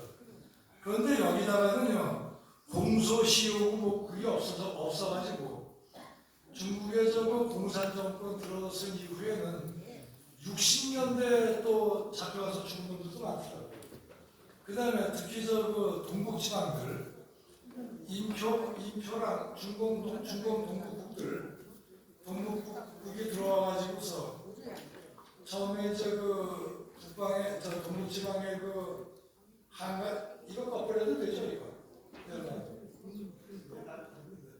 거기서 한간들을 갖다가 어떻게 처리하느냐면 거기는 한간들이라고 꼭 못 박는 게 아니라 악질 지주들 이놈들은 무조건 한간들이다. 그게 왜냐하면 일본이 한반도를 갖다가 이거 지배할 적에 한반도 강점 시절에 주로 지방의 지주들을 통해서 사람들을 갖다가 지배했다. 지주들을 통한 간접 통치다. 그런 것이 일본에서도 만주에서도 그랬다고 생각합니다. 한 예로 우리나라에서 그 양반도 무슨 회장도 하고 그랬을 텐데 이 누구더라 하나 있죠. 이름은 제가 생각도 났다 안 났다 그러는데 그 양반은 얘기할 적에 흔히들 아편 장사를 했었고 만주에서 이 아편은 그 당시에 합법이었었습니다. 만주에서는 합법이었었습니다. 아편 장사도 했었고 속된 말로 여자 장사 무슨 이거 율락 업도 했었다. 그런데 밀정은 아니다. 밀정을 했다는 근거는 없다. 그런 얘기를 많이 하더라고요. 그런 얘기를 갖다가 하게 된 거는 그 당시에 만주국의 아편 정책이 어땠는지를 몰라서 그런 겁니다. 아편을 갖다가 피는지 흡연소 그걸 갖다가 간판은 개연소라고 붙여놨습니다. 아편을 갖다가 끊는지 피면서 끊는지. 그런데 거기에는 뭐가 따로 붙었느냐 하면 그거 하나만 운영하지 않고 거기에는 율락행위 하는 그런 거를 갖다가 따로 또 운영을 합니다. 그 사람들이. 그런데 그 당시에 아편 허가를 갖다가 관동군에서 내준 겁니다. 허가를 관동군에서 내주는데 1년에 한 번씩 심사를 해가지고 1년에 한 번씩 다시 재그거를 내줍니다. 그러려면 거기에 그 사람들이 갖다가 내주는 이유는 아편물에 오고 거기 율락업소에 오고 거기에 오는 사람들 그 사람들에 대한 걸 갖다가 동의함을 그 사람들은 오늘 누가 왔었고 누가 와서 누구 만나고 이런 거를 갖다가 전부 다 보고를 받았습니다. 그렇기 때문에 거기에서 아편 장사 했었던 사람들은 합법적인 장사를 했지만은 일본의 밀정 노릇을 갖다가 안 하고서는 아편 장사를 갖다가 받지를 못했습니다. 그 다음에 이 동북에서들은 친일파들 처형이 제일 많았습니다. 그것은 바로 뭐냐면 동북에 있는 악질 지주들 이것들은 거의들 잡아서 했는데 공산당 사실 중국에 있잖아요. 말이 공산당이지 모택동의 서재에는 뭡니까 자본론이 단 한 번도 없었다고 그럽니다. 그 다음에 나중에 소련도 마찬가지고요. 소련에 가봤더니 공산주의자 한 놈도 없더라. 그런데 동유럽에 가봤더니 거기는 몇 명 있더라. 이제 이런 얘기들을 많이 하는데 이 사람들은 동북에 들어와서 그야말로 일본과 밀접한 관계가 있다. 이거는 그때 그랬습니다. 억울한 사람이 있어서는 안 된다가 아니라 저 악질 친일파들을 갖다가 처형하려면은 억울한 자가 좀 있어도 괜찮다 이런 식으로 나왔습니다. 그 다음에 특히 화북 지방들 이거 공개 처형하는 사진이 있었는데 그게 어디 안 들어있네. 그냥 목에다가 개그듯이 그냥 물어다가들 앉혀놓고서들 두 명이 붙잡으면 그냥 충분히 머리에다 그냥 갈겨버리고 아주 그냥 잔인하게 처형을 했습니다. 그래서 실질적으로 중국 공산당 쪽에서 처형한 그 친일이라고 하는 사람들이 많이 보는 사람들은 한 70몇만 명으로 잡고 그 다음에 이게 60년대까지도 추적을 해가지고서들 처형당한 사진을 제가 본 적이 있습니다. 60년대까지도. 그 다음에 아까 얘기한 가와시마 요시코도 연고 빼돌려가지고서들 웬 동북으로 빼돌렸다고 그러는데 그건 확인되지는 않습니다. 그 여자도 그냥 새벽에 끌어다가 그냥 총살시켜버렸고 그 다음에 또 하나 이게 정식 재판을 갖다가 해서 친일파들을 처형하려니까 이게 시간이 너무 오래 걸리는 거예요. 누구든지 다 인정하는 거 친일파들인데도 그러다가 보니까 일부는요 이 사람들을 갖다가 그냥 이제 오늘 나가라고서 풀어줍니다. 풀어주고 나서 암살해버립니다. 이 사람들을 갖다가. 그런데 그게 한 5, 6만 명 정도 된다고도 그럽니다. 일본과 중국은 일본과 그랬던 기간이 우리보다 훨씬 짧습니다. 전부 다 해봤자 중일전쟁 8년이고 동북 그것까지 해봤자 10년이 조금 넘는데 우리는 그거보다 굉장히 긴 기간이죠. 어떻게 보면. 그런데 저는 이건 잘 몰라가지고 우리 쪽에서는 얼마나 많이 그런 사람들을 갖다가 그야말로 죄를 갖다가 엄격하게 물었는지 사실 제가 우리 쪽에 대해서는 별로 본 게 없어서 잘 모르겠고 아마 여기 계신 분들이 더 잘 아실 것 같습니다. 그런데 나 별로 못 들어봤습니다. 이덕희 교수님께서 잘 아실 테니까. 그런데 저 사람들은 기간에 비해서 하여간에 재판도 또 처음에 재판도 오래 하지도 않았습니다. 그런데 이게 한 2년 정도 끌다가 보니까 이것들 잡아가는 거 아닌데 이것들 매일 또 밥도 먹여야지 되고 뭐 해야지 되고 그래가지고서들은 그냥들 나중에 풀어줬다가 다들 살았다고 해서 갔는데 이상하게도 그냥 다들 암살 나가고 그 다음에 밤중에 집에 들어가다가 칼 맞아 죽고 그런데도 그걸 갖다가 무슨 범인이 잡혔다 뭐했다 그런 얘기들은 거의 하나도 없었으니까 다들 사람들이 추측하기를 이거는 중국 정보기관이 그냥 다들 이게 법이다 해가지고서도 이거 처리해버린 것 같다 이제 그런 얘기들을 갖다가 많이 합니다. 이 대만의 경우는 좀 틀렸습니다.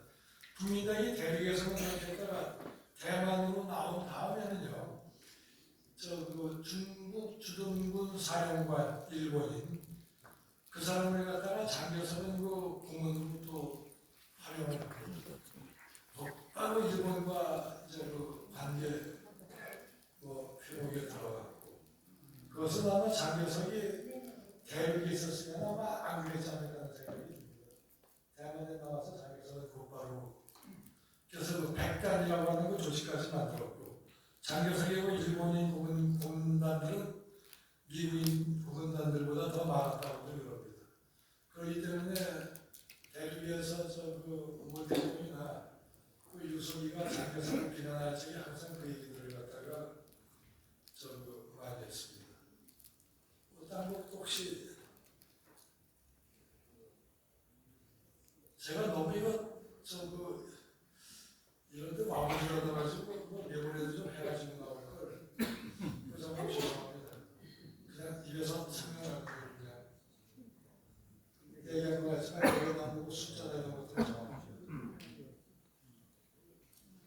하셨습니다. 제가 먼저 질문 하나 드리겠습니다. 우리나라 같은 경우에는 이제 친일 반민족 행위자의 기준을 설정할 때 일본 헌병으로 공고를 했거나 일본으로부터 자기를 받았거나 아니면 일본군에서 중자 이상으로 근무했거나 이런 어떤 기준을 설정을 했었는데 중국은 그런 기준 없이 일단 처벌을 한 거지. 이런 동부 쪽에서는요 15명 이상이 인정하는 건 인정해요. 15명. 그 다음에 제가 어떤 노인에게 들은 얘기인데 이 모든 걸 보면 우리나라는 중국은 여러 번 무슨 이민족의 그것도 겪었고 그때마다 한간이라고 하는 사람들이 많이 나오고 그랬는데 우리나라 국민들은 기본적으로 이게 국민들은 시민지 국민이 될 국민성들은 아닙니다.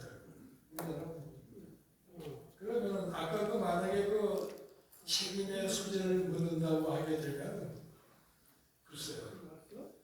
중국도 책임의 소재가 나오고 우리도 무슨 책임의 소재가 나오겠죠. 근데 우리도 그런 우리가 일본인들에게 강제하고 강점당했던 그러한 책임의 소재를 갖다가 우리도 한번 그걸 갖다가 무슨 중주화 이상 그런 건 너무 좀 유치한 불법이라고 생각을 합니다. 아주 기본적인 원인부터 따져볼 적이 있는지 다른 질문사항 있으신 분은 손을 들어서 짧고 간단하게 질의해 주시면 감사하겠습니다. 잠깐 마이크 드리겠습니다.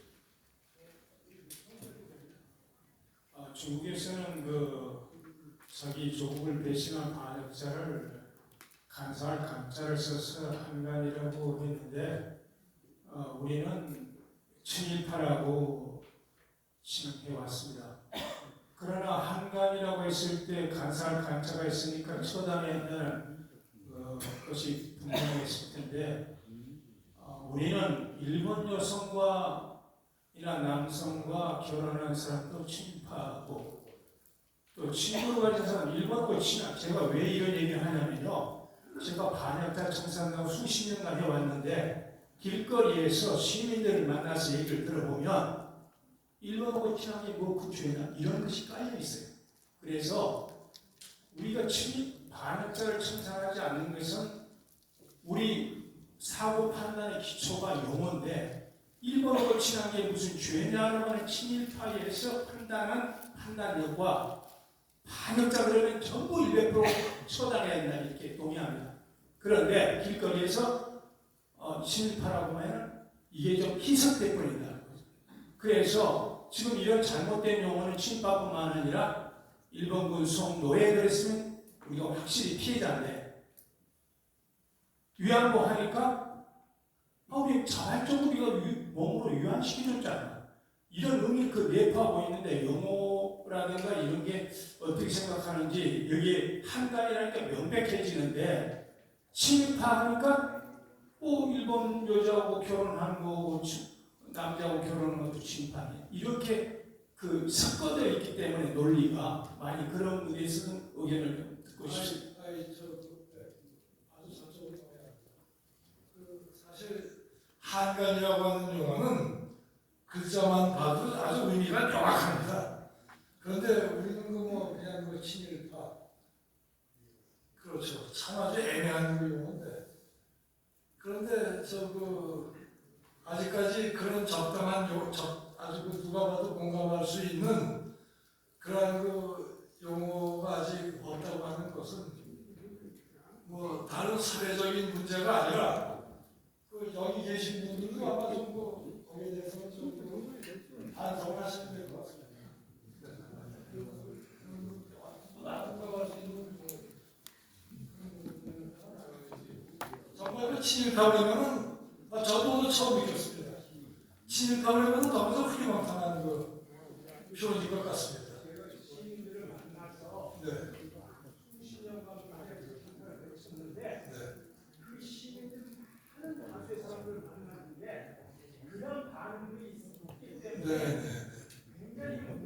네, 네.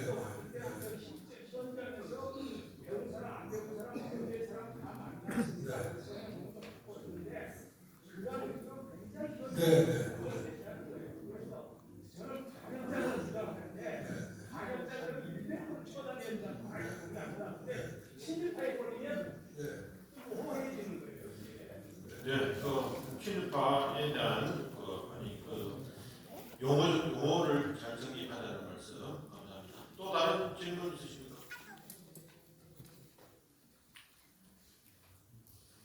예, 마이크.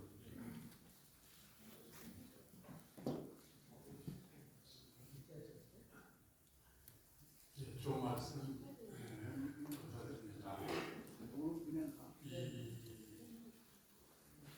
지금 제목에 나온 것처럼 중국 국민당과 공산당은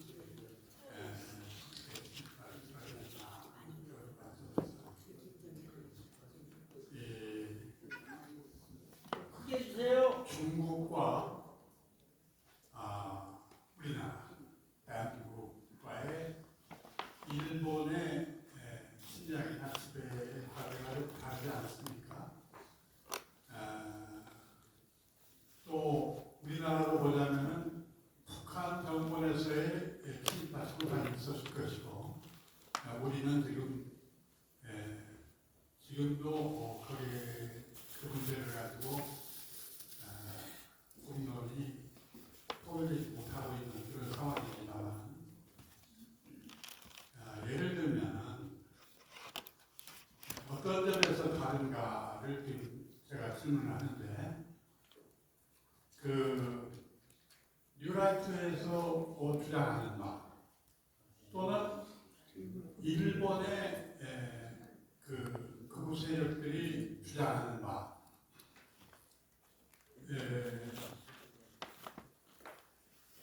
일본과 조선은 하방 조약에 의해서 맺어진 것이다. 그리고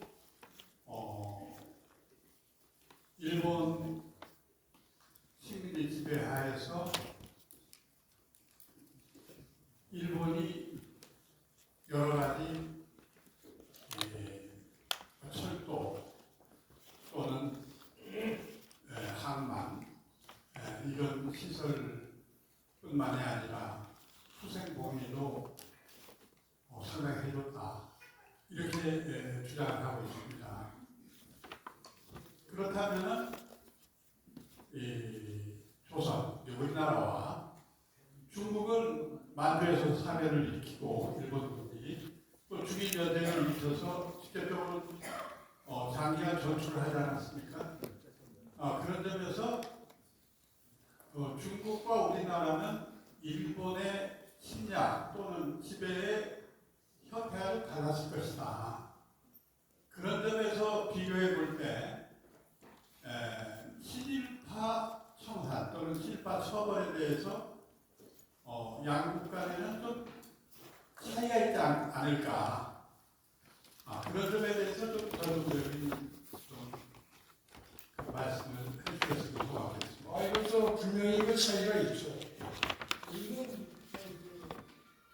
그 친일파라고 하는 용어, 그 사람 그러면 어떻게 보면 그 민족 반역자를 갖다가 이제 우리는 그냥 어떻게 하면 두리뭉실을 넘어가 버리고 그러다 보니까 계속 이렇게 세월이 흐르면서 점점 더 그게 그냥 처리할 때 처리 못하다 보니까 아직까지는 이러고 저는 앞으로도 계속 그럴 것 같아요. 그 다음에 그냥 친일파라고 하게 되면요, 요새 아까 선생님께서 말씀하신 것처럼 요새 우리나라 20대, 30대요 친일파들 굉장히 많습니다. 많은 정도가 아닙니다.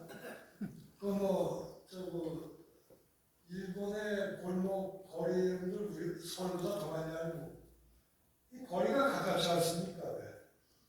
그냥 일본에 어떤 음식 어떤 집 가서 뭐 사 먹으러 갔다 그런 것들. 우리나라 지금 20, 30대층이 가장 좋아하는 나라 중에 하나가 일본입니다. 그러면 그것과 예전에 흔히 얘기하는 친일파하고서는 저는 그런 좀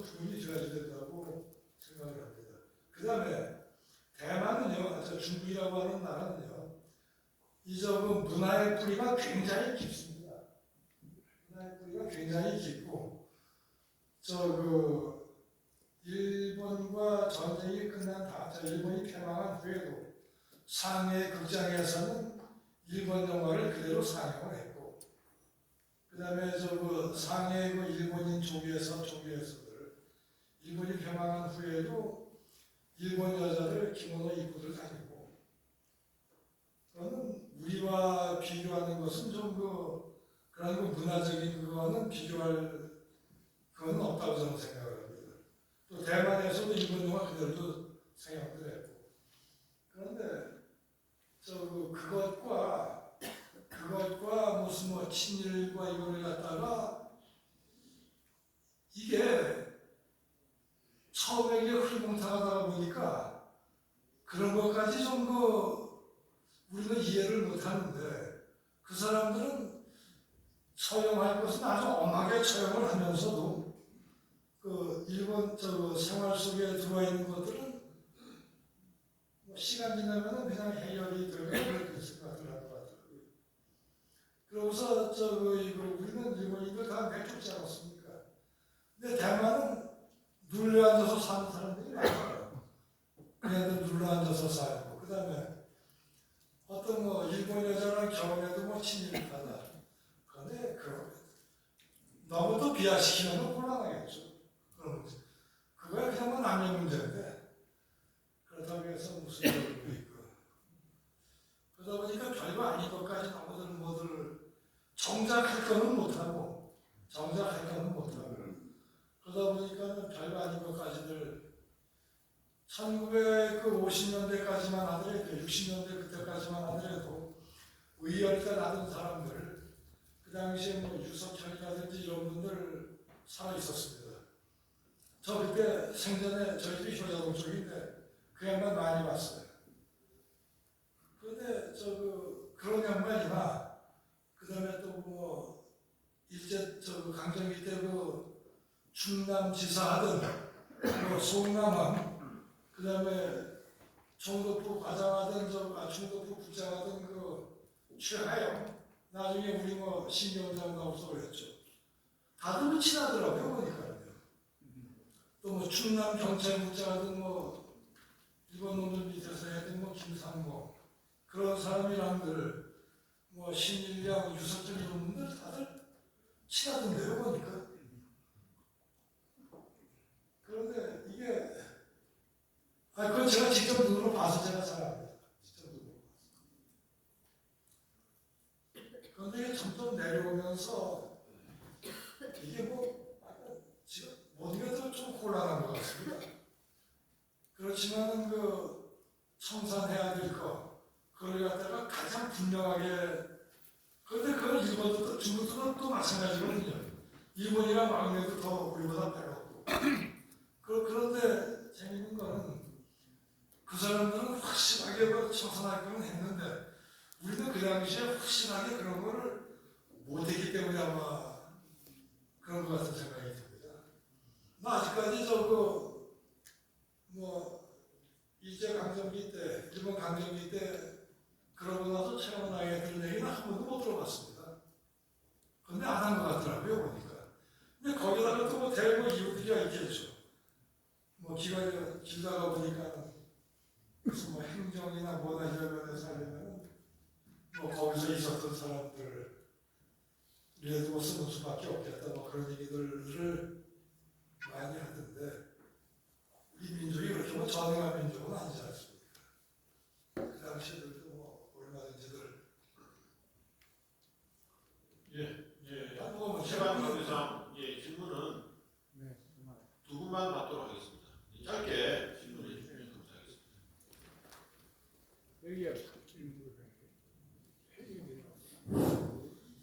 예, 선생님 책을 10권이나 시리즈를 내시고 나왔고 얼마나 많은 연구를 하시겠습니까?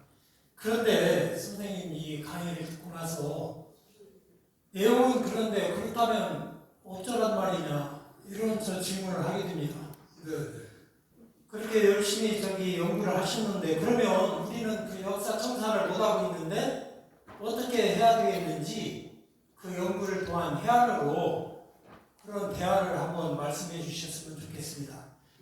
지금 과거에 이렇게 민족 반역자 반역 그 한 사람들은 이제 그 반성을 하고 하면은 되겠지만 지금 뭐 종속주의, 민족 종족주의라든지 현존하는 그런 반역자들이 있습니다.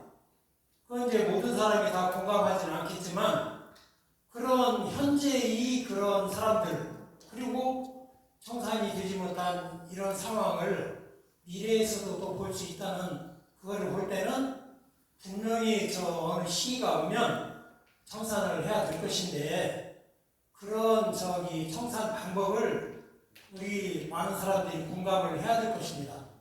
그런 해안으로 보셨을 때 청산 방법이 어떤 것인지 간단히 말씀해 주시죠. 뭐든지 아마 그 때를 놓치면은 그게 참 힘든가 봐요. 근데 우리는 뭐 때를 놓친 걸로 봐야지 되겠죠. 그러면은 그렇다고 해서 지금 뭐 중국에서도 그 친일파들 재판이고 시험에 걸리니까 풀어놓고서는 그 암살하는 것처럼 뭐 그럴 수 없지 않습니까? 그럴 수는 없고 그러면은 어차피 시간은 놓친 거고 그 각자가 그걸 갖다가 극복할 수 있는 방법은 여러 가지겠죠. 저희 매일 뭐 하는 사례에 따라서 틀리겠지만 그런 걸 항상 뭐 잊지는 않고 또 뭐 개개인의 노력으로 그런 사람들을 갖다가 저들은 뭐 친일을 했는데 그것 때문에 아직도 잘 먹고 잘 살구나 뭐 그런 생각 뭐 들겠지만 그 본인들이 뭐 더 큰 성취를 이룬다든지 뭐 그런 거 외에는 난 별로 방법이 없을 것 같아요. 하여간에 때를 놓쳤습니다. 이제 마지막 질문 받겠습니다. 선생님 마지막 질문.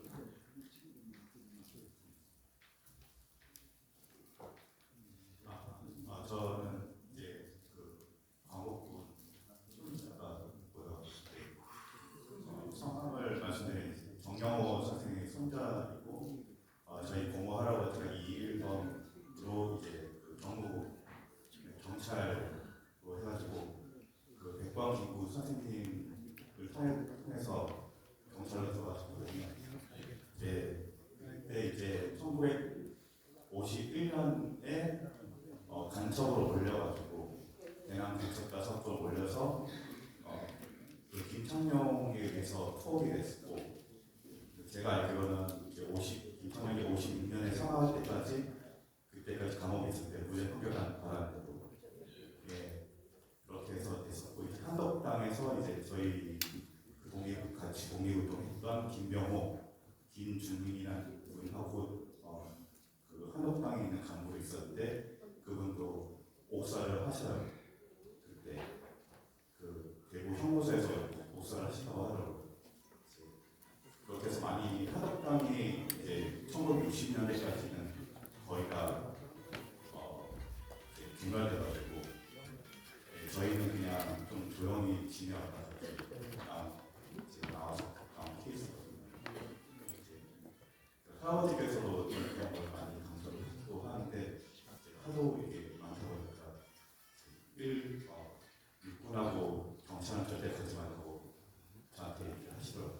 그럴 정도로 하니까 정권을 그들이 잡고 있는데 어떻게 할 방법이 없거든요. 저희 쪽에서 그러니까 정권을 우리가 잡아야지 처단이 가능한데 저한테 하시는 질문이에요. 그러니까 이제 저 모두한테 지금 그 얘기를 드리는 거예요. 그러니까 결국 정권을 잡아야지 처단이 가능한데 정권을 못 잡으면 처단이 불가능하거든요. 근데 그 질문 내용이 좀 교수님께 하는 질문은 아니신데 어떻게 되었는가에 대해서 얘기를 설명을 해드리는 거예요. 그 이제 미리응답 시간이기 때문에 많은 질문하신 분들이 시간이 다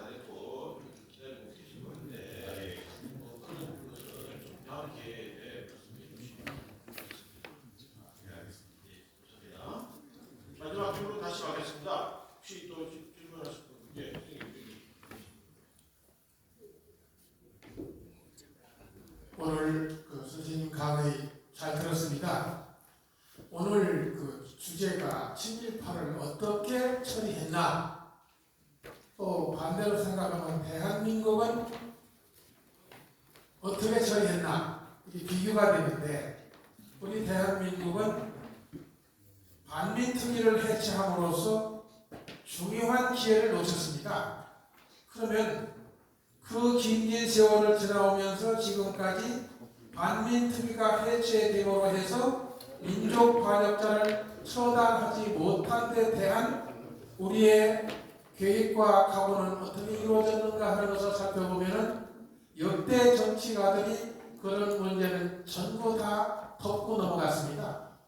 역사 바로 세우기에 주역이 되고자 했던 지도자가 없었어요. 그 중에서 조금 낫다고 하는 분을 뽑자고 하면 한 분이 계시지만은 일제의 상징이었던 중앙청을 해체했던 것 기억나시죠? 근데 그 이후에 민족 반역자를 처단하자고 만들었던 반민특위를 해체시킨 사람이 누군가? 왜 해체했는가? 앞으로 우리는 어떻게 할 것인가? 라고 하는 교육을 받아본 적이 없습니다. 이것은 대한민국의 또 교육자, 지도자들이 크나큰 실수를 한 것이고, 우리 광복회에서는 누구보다도 이 문제에 대해서 강력하게 요구하고 지지하면서 후세들에게 이 부분에 대한 정확한 역사 교육을 시켜서 전달했어야 하는데, 저는 이제까지 그것을 들어보지 못했습니다.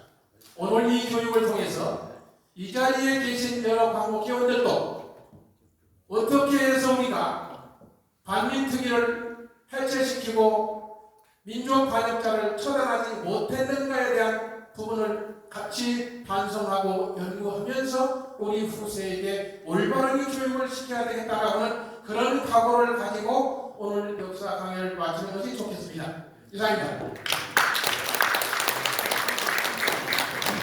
네, 그런 말씀